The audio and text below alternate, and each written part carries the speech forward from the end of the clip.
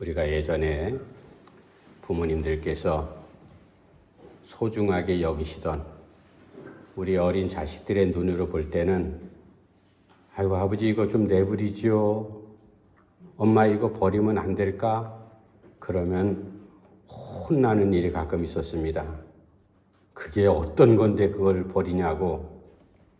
그 말씀은 거기에 중요한 사연이 담겨 있기 때문에 자식들이 볼 때는, 식구들이 볼 때는 불필요해 보이고 이제는 고리타분한 물건이 됐기 때문에 좀 내버려도 될 것 같은데 그거를 그렇게 애지중지하면서 버리지 않는 그런 것들은 우리가 인생 살아가면서 개인적으로 누구에게나 다 소중한 물건들이 있잖아요.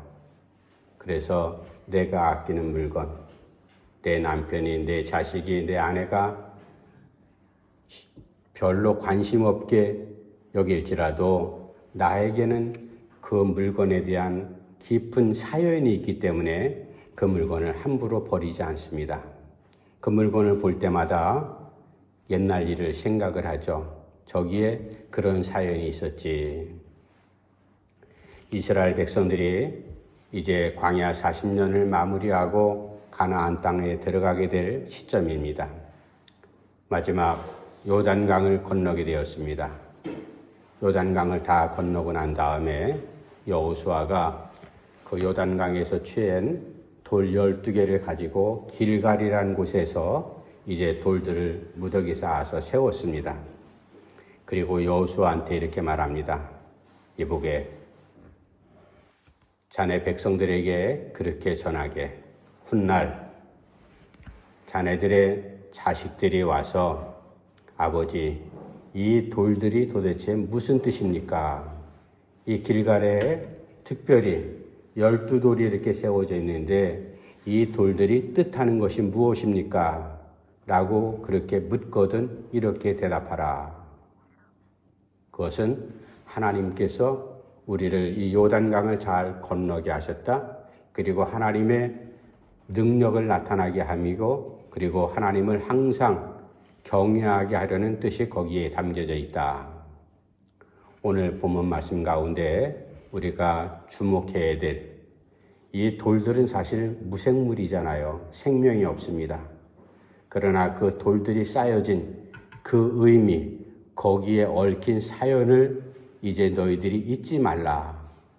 우리가 오늘 본문 말씀을 통해서 그것을 곰곰이 말씀을 묵상하는 가운데 하나님께서 나에게, 우리 가정 가운데, 우리 교회 가운데 세워준 길갈에 세웠던 12돌과 같은 그러한 사건과 그러한 돌들이 분명히 있습니다. 그것을 너희들이 잊지 말라. 무엇을 잊지 말라는 건가? 이 돌들이 뜻하는 것이 도대체 무슨 의미일까? 우리가 다시 한번 말씀을 통해서 살펴보면서 하나님께서 우리 가운데 세워주신 이 돌들, 옛날 여호수아 앞장 세워서 가나안 땅에 들어가기 전에 길갈에 세웠던 그 12돌, 이 돌들이 나중에 자식들이 무슨 뜻입니까? 라고 묻거든 너희가 이렇게 대답하라. 하나님께서 우리의 신앙의 여정 가운데 세워주신 그러한 돌 무더기들이 있습니다. 돌들이 분명히 있습니다. 이 돌들을 우리의 자식들이 또 우리 믿음의 후배들이 주변 사람들이 나에게 이렇게 묻거든 너희는 이렇게 대답하라. 그 의미를 우리가 다시 한번 말씀을 상고하면서 함께 은혜를 나누고자 합니다. 먼저 이 돌들, 이 자리가 뜻하는 것이 무슨 뜻입니까? 21절, 22절 말씀 제가 다시 한번 읽어드릴게요. 이스라엘 자손들에게 말하여 이르되 후일에 너희 자손들이 그들의 아버지에게 묻기를 이 돌들은 무슨 뜻이니까 하거든 너희는 너희의 자손들에게 알게 하여 이르기를 이스라엘이 마른 땅을 밟고 이 요단을 건넜음이라. 아멘. 첫 번째, 이 돌들이 무슨 뜻인가 하면은 너희 선조들이, 너희 조상들이 이 요단강을 마른 땅으로 밟고 건넜다. 이게 자식들이 선뜻 그런 얘기하면 이게 무슨 얘기지? 강을 어떻게 마른 땅으로 건넜을까? 그것은 도저히 자기 할아버지, 할머니 그리고 많은 선조들이 요단강을 건널 때 배를 타고 건넜다는 말인가? 배를 타고 건너서 그것을 마른 땅처럼 건넜다는 얘기인가? 그건 아니죠. 그 당시에 배가 없었습니다. 많은 100만 명이 넘는 그런 많은 사람들이 요단강을 건너는데 마른 땅이 되기 위해서 건넜다는 것이 도대체 무엇일까? 그것은 우리 할아버지, 할머니들이 아무리 지혜롭고 똑똑하다 할지라도 힘이 세다 할지라도 그것을 인간의 힘으로 건널 수 없는 것을 하나님의 은혜로 마른 땅 되게 해서 건너게 하셨구나. 바로 그것을 다른 말로 은혜의 자리다. 그렇게 우리가 말씀을 묵상할 수가 있습니다. 나중에 후손들이 아버지, 어머니, 할머니 이 돌무더기가 무엇을 뜻합니까? 라고 묻거든 첫 번째 그렇게 대답하라. 이 돌들은 하나님께서 우리를 요단강을 건너게 무사히 건너게 하신 은혜의 자리였다. 다윗이 하나님 앞에 왕으로 세움받고 난 다음에 이렇게 고백합니다. 하나님, 나는 도대체 누구입니까? 내 집안은 도대체 어떤 집안입니까? 하나님께서 모르셔서 다윗이 하나님 앞에 질문하는 게 아니거든요. 하나님, 내 자신이 누구인지 나의 정말로 연약한 모습 하나님 누구보다도 잘 알지 않습니까? 내가 집안에서 인정받지 못했던 아버지한테도 형제들에게도 인정받지 못했던 막내둥이로서 늘 항상 나가서 양몰이했던 양치기 소년 아니었습니까? 내 집안은 도대체 어떤 집안입니까? 하나님 아시죠? 내 아버지 이새가 어떻게 태어났는지, 내 할아버지 증조부가 누구인지도 하나님 잘 아시지 않습니까? 도저히 불가능한 집안, 남들에게 이렇다 자랑할 만한 것이 하나도 없는 그런 집안이었던 것 하나님 아시지 않습니까? 그런데 왜 나를 왕으로 세워주셨습니까? 그것은 바로 하나님의 은혜였습니다. 라고 다윗이 지금 그렇게 고백하는 거거든요. 그러니까 이스라엘 백성들이 요단강을 건넌 것이 이 돌들의 첫 번째 뜻이라고 하는 것은 사람의 힘으로 이 요단강을 도저히 건널 수 없었지만 하나님의 능력과 하나님의 은혜로 이 요단강을 건넜습니다. 그래서 걸어온 모든 걸음이 광야 40년의 발걸음도 그랬고 요단강을 건넌 것도 하나님의 은혜가 아니었습니까? 다윗이 살아온 모든 인생 여정이 하나님의 은혜였듯이 마찬가지로 우리가 우리 앞에 놓여진 요단강들 한두 가지의 요단강들이 우리가 만난 것 아니잖아요. 어떨 때는 얕은 요단강물 건널 때도 있었고 어떨 때는 도저히 시퍼런 물이 흐르는 저 요단강을 어떻게 건널까? 죽어서 가는 요단강이 아니라 살아생전 만난 이 요단강들 내 힘으로는 도저히 건널 수 없는데 하나님 어쩌면 좋습니까? 그럴 때 하나님께서 나에게 은혜를 베푸셔서 그 요단강을 무사히 건너게 하셨다. 여러분, 나에게 있는 요단강들 수도 없이 많았던 걸 우리가 기억하면서 하나님께서 나를 이 요단강물에 빠져 죽지 않게 하시고 나를 무사히 마른 땅 되게 건너게 하셨다. 라는 것이 이 돌들의 돌무더기의 의미라는 것. 하나님께서 나에게 요단강을 건너고 난 다음에 돌무더기 같은 그런 은혜의 징표를 내가 쌓아놓고 난 다음에 자식들은 건 경험하지 않았기 때문에 이게 무슨 뜻입니까? 라고 묻거든 너희들은 분명히 이렇게 말하라. 그 요단강은 옛날에 너희 조상들이 광야에 있을 때 홍해를 만나서 하나님의 능력으로 그 홍해를 갈라지게 마른 땅 되게 해서 건넜던 것, 그게 하나님의 은혜였듯이 요단강을 건넌 것도 바로 그런 의미다. 그래서 그 의미를 가지고 여기에 12돌을 이제 길갈에 세웠다. 이 돌무더기가 무슨 뜻입니까? 라고 묻거든 너희들이 그렇게 대답하라.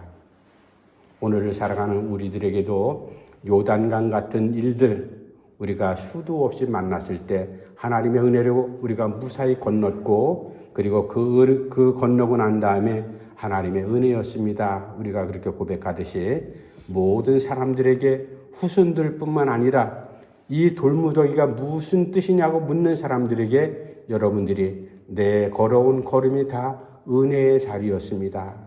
내 힘으로, 내 생각으로, 내 형편으로는 도저히 헤쳐나갈 수 없는 그런 인생길이었지만 하나님의 능력으로 내가 지금까지 걸어왔습니다. 두 번째, 이제 이 돌무더기가 무슨 뜻입니까? 라고 자식들이 묻거들랑 너희들은 이렇게 대답하라. 23절, 24절 말씀 제가 또 한번 읽습니다.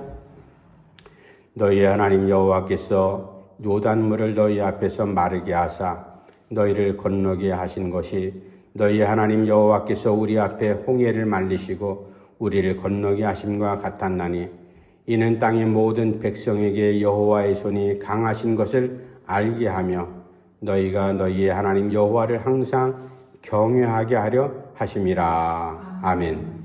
두 번째, 이 돌들이 무슨 뜻입니까? 라고 묻거든 그것은 하나님의 강한 손이다. 하나님의 능력의 손이다. 다른 말로 하면은 하나님의 능력을 증언하는 자리였다.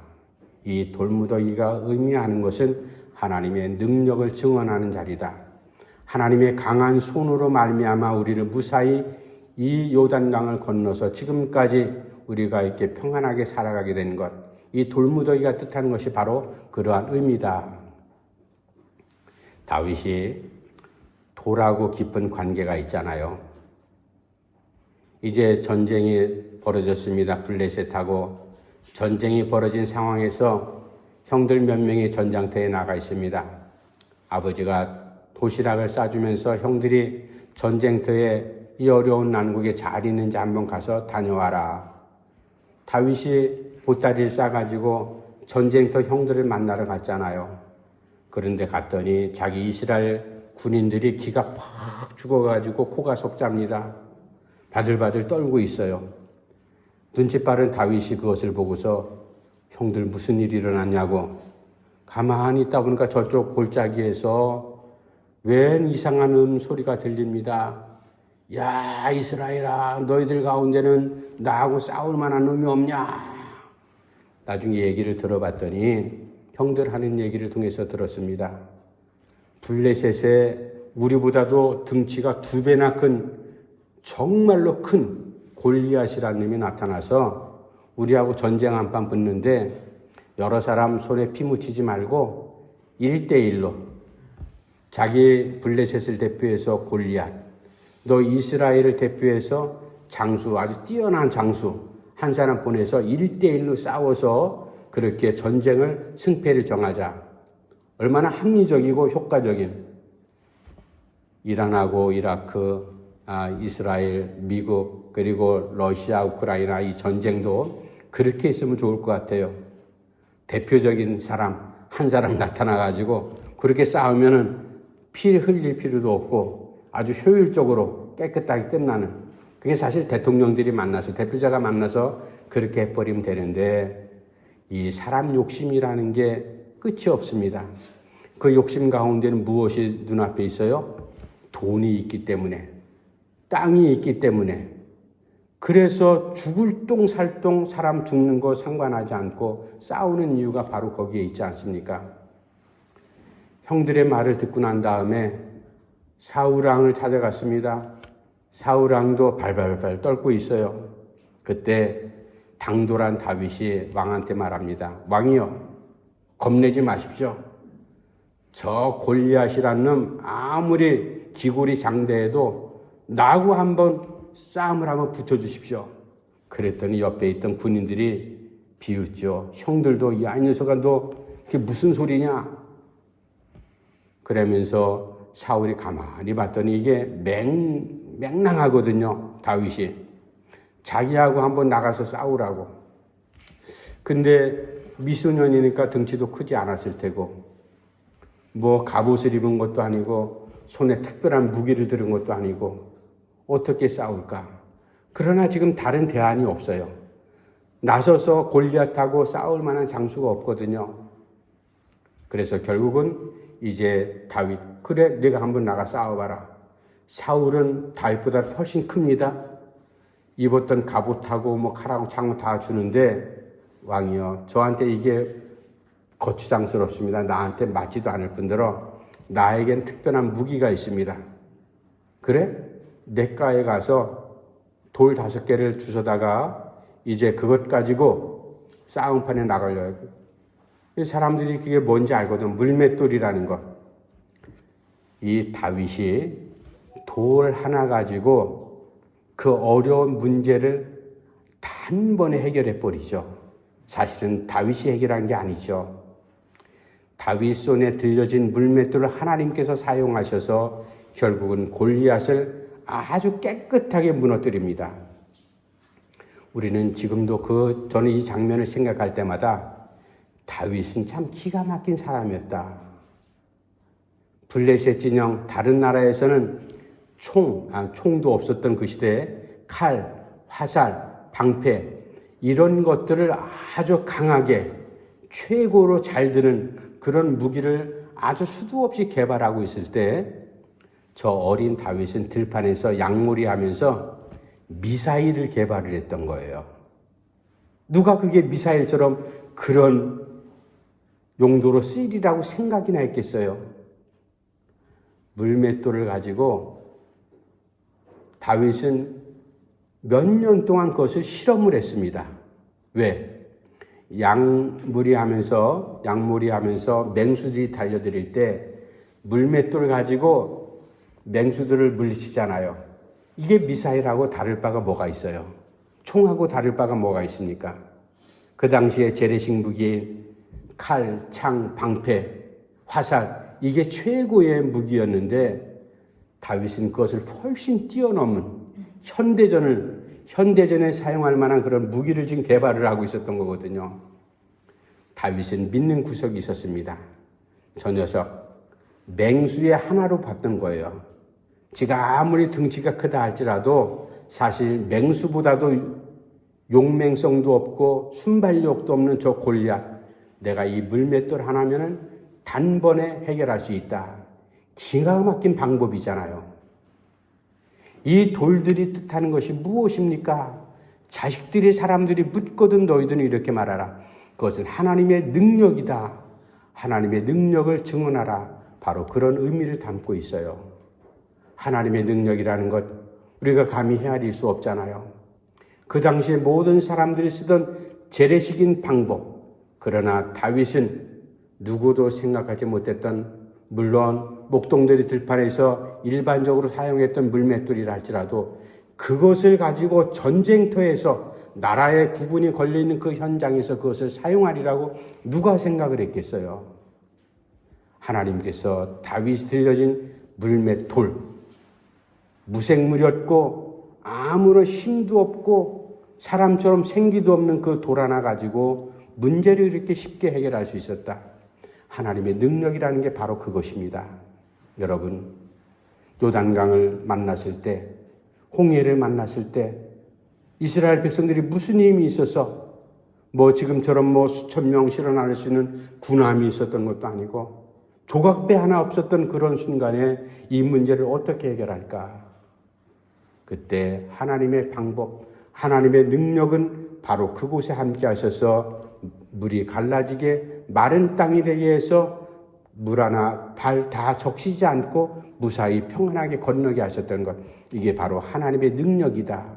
여러분, 사람은요, 주변에서 내가 어렵든지 식구들이 어렵든지 누가 어렵든지 간에 도와주고 싶은 마음은 굴뚝 같습니다. 그리고 베풀고 싶은 마음도 가득합니다. 손 잡고 싶은 마음도 우리에게 분명히 있습니다. 그러나 그것은 분명히 한계가 있고 그것은 큰 도움이 되지 못한다는 것 우리가 잘 알잖아요. 목사의 도움이라는 것도 그렇습니다. 부모의 손길도 그렇습니다. 형제들의 손길도 그렇습니다. 다 유한합니다. 한계가 있습니다. 그러나 하나님의 손은 능력의 손이기 때문에 그 손은 분명히 우리의 도움, 우리의 능력하고는 다르지 않습니까? 이게 바로 자식들이 나중에 내가 소중히 여기는 것. 왜 우리 부모님들이, 우리 할머니, 할아버지가 어려운 순간에도 저렇게 기도하며 눈물을 흘릴까? 예배를 가장 우선순위로 삼을까? 자기가 경험했고 자기가 쌓아놓은 지식을 다 뒤로하고 하나님의 말씀을 우선으로 여길까? 이게 바로 요단강 건넜던 하나님의 능력의 손길, 돌무더기가 뜻하는 게 바로 그런 의미 아니겠어요? 하나님의 능력이라는 게 우리가 어려운 순간 하나님 이번만 꼭 살려주세요. 이번만 나 살려주시면 내가 어떻게 하든지 믿음으로 잘 살겠습니다. 기도를 더 열심히 하겠습니다. 그랬던 것 우리가 수도 없이 많잖아요. 바로 하나님의 능력, 사람의 능력에 의지하지 않고 하나님의 능력에 의지해서 요단강을 건넜던 바로 그 하나님의 능력을 자식들에게 바로 이 돌무더기가 뜻하는 것이 내가 지금 하나님 앞에 무엇보다도 우선순위로 예비하는 것이 내 경험과 세상적인 지식을 다 뒤로하고 하나님의 말씀을 내가 가장 우선순위 하는 것, 기도하는 것, 무슨 뜻인지 아냐? 그게 바로 하나님의 능력이다. 사람의 능력이라는 건 모두가 다 유한하고 제한적이다. 아무리 큰 능력이라 할지라도 삼성을 통해서 반도체에 수조 원의 수익을 남겼다 할지라도 근무하는 사람들 한편으로는 도움이 되겠지만 영원한 도움이 되지 못합니다. 주식이라는 건 저는 주식 한 번도 해보지 못했지만 주식이라는 건 많이 올라갈 때 그 주식을 산 사람들은 막 아우성을 치잖아요. 이야, 우리 떼부자 됐다. 그런 순간 주식이 꼬꾸라지면요, 우리 완전히 빈 깡통이 됐다. 빈 털털이가 됐다. 그렇게 하면서 무너진 가정도 얼마나 많이 있습니까? 사람이란 하는 일이 다 그렇습니다. 그러나 우리가 의지하는 요단강을 무서이 건너게 하셨던 하나님의 능력, 이 돌들이 뜻하는 것이 바로 하나님의 능력을 의미한다. 여호수아에게 하나님께서 분명히 말씀합니다. 마지막 세 번째, 자식들이 돌들이 무슨 뜻이냐고 묻거든 너희는 자식들에게 이렇게 말하. 이 돌들이 의미하는 것은 너희뿐만 아니라 모든 사람들이 여호와를 항상 경외하도록 하라.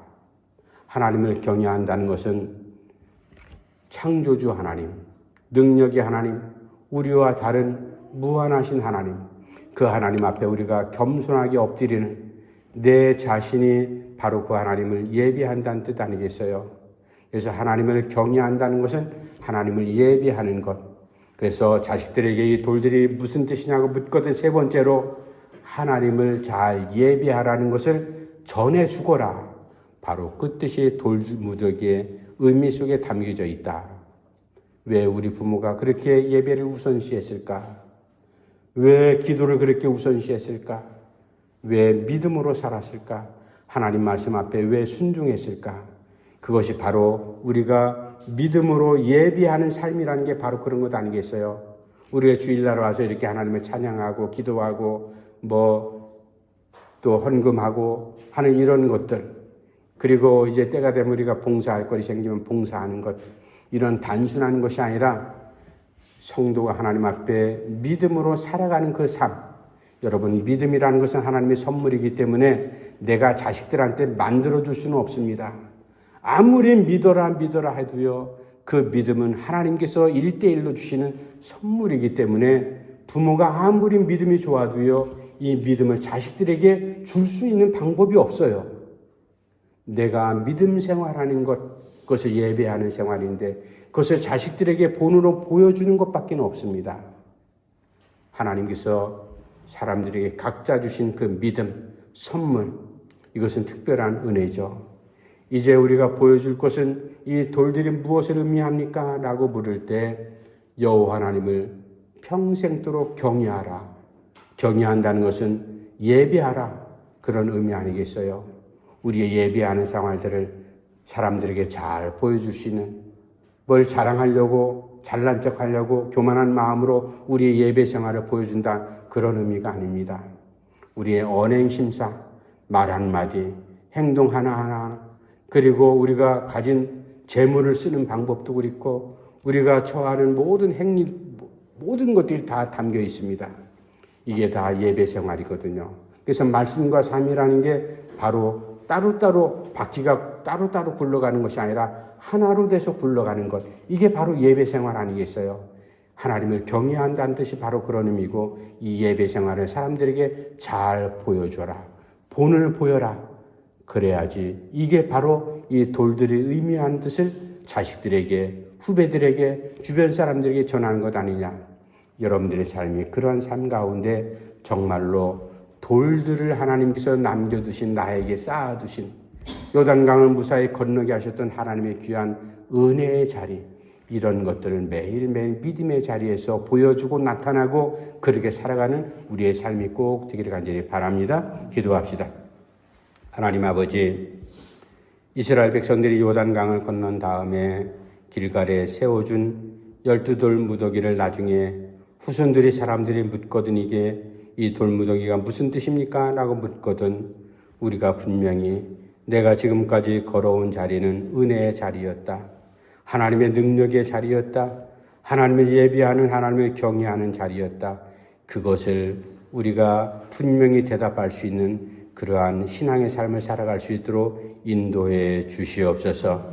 복잡한 세상 가운데 아버지 하나님의 실로 우리가 하나님의 백성으로 그리스도인으로서 정말로 날마다 하나님의 은혜의 자리를 많은 사람들에게 전할 수 있는 그러한 우리의 발걸음이 될 수 있도록 주께서 온전히 인도하시고 도와주시옵소서. 예수님의 이름으로 간절히 기도하옵나이다. 아멘. 찬송가 301장 찬송하시면서 준비하신 예물 드리겠습니다.